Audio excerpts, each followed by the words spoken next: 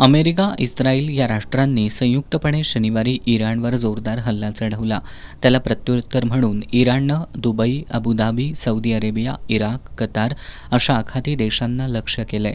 सुरक्षेच्या कारणास्तव या देशातील आंतरराष्ट्रीय हवाई वाहतूक रद्द करण्यात आली आहे. यामुळे आखाती देशात शिक्षण, नोकरी किंवा पर्यटनासाठी गेलेले भारतीय त्या ठिकाणी अडकून पडलेत. कोल्हापूरमधील 100हून अधिक लोक दुबईमध्ये असल्याची माहिती जिल्हाधिकारी अमोल येडगे यांनी दिली आहे. तर इतर देशात सुद्धा कोल्हापूरचे नागरिक असल्याची शक्यता असून त्यांची माहिती घेण्याचं काम सुरू असल्याचं जिल्हाधिकारी अमोल येडगे यांनी सांगितलं. 3 टूर ऑपरेटर्सच्या यांच्या माहितीनुसार साधारणतः 100 पर्यटक आपले दुबईमध्ये गेलेले होते. त्यांचा डेटाबेस आपल्याला समजला. त्यासोबतच राज्य शासनाच्या सूचनेनुसार आपण आपला जिल्हा आपत्ती व्यवस्थापन कक्षाचा जो संपर्क क्रमांक आहे तो सर्व लोकांना शेअर करून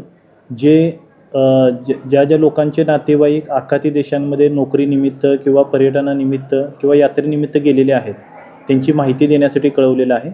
तर बहरीन असेल किंवा दुबई असेल, कुवेत असेल, वेगवेगळ्या आखाती देशांमध्ये जे कोल्हापूरकर आहेत त्यांची माहिती आमच्या नियंत्रण कक्षाला येत आहे आणि त्यासोबतच ह्या सर्वांशी संपर्क केला जात आहे. सर्व कोल्हापूरकर जे आखाती देशामध्ये आहेत ते सुरक्षित आहेत अशी आत्ताची माहिती आहे आणि आम्ही त्यांना विनंती केलेली आहे की स्थानिक प्रशासनाने आणि स्थानिक शासनाने ज्या काही सूचना केलेल्या असतील त्यांचं आपण सर्वांनी तंतोतंत पालन करावं, परिस्थितीवरती लक्ष ठेवावं आणि शासनाकडून ज्या सूचना येतील त्या त्यांना वेळोवेळी कळवल्या जातील. तर आता सर्वजण सुरक्षित आहेत. परत एकदा मी आवाहन करतो की सर्व कोल्हापूरकरांचे ज्यांचे नातेवाईक आखाती देशामध्ये आहेत त्यांची माहिती जसे आम्हाला कळवली जाईल तशी त्यांची माहिती अपडेट केली जाईल आणि शासनाकडून पुढील ज्या काही सूचना असतील त्याचं त्या ठिकाणी पालन केलं जाईल.